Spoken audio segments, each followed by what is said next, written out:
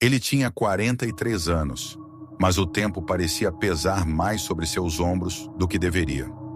O nome dele era Antônio, caminhoneiro desde os 18, homem de estrada, de silêncio e de poucos medos. Pelo menos até aquela noite. Era período de quaresma.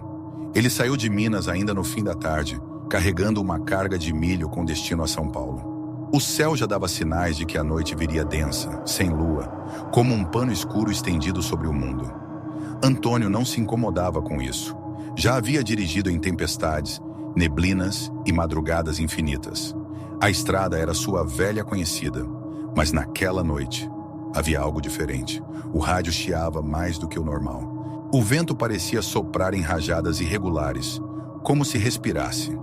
E o silêncio entre um som e outro era pesado demais. Por volta das 22 horas, ele decidiu parar em um posto de gasolina à beira da rodovia.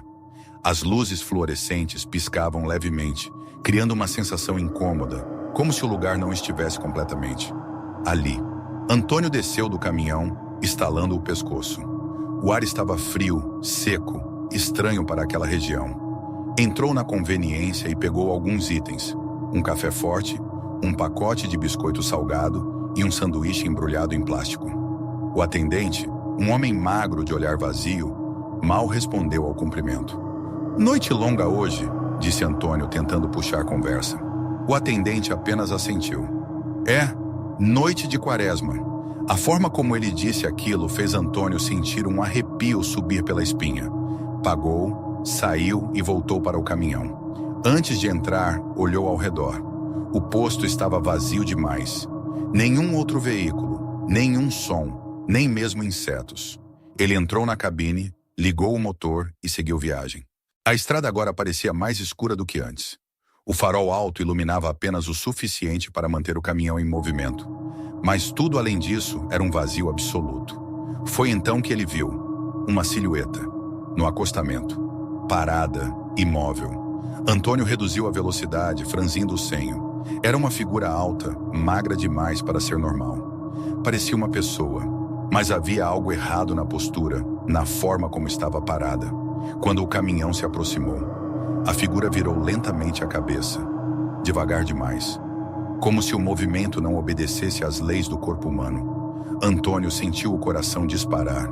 Ele acelerou, passou direto, mas no retrovisor, a figura ainda estava lá, olhando, e então sumiu, como se nunca tivesse existido. Antônio tentou se convencer de que era cansaço, ilusão, coisa da mente.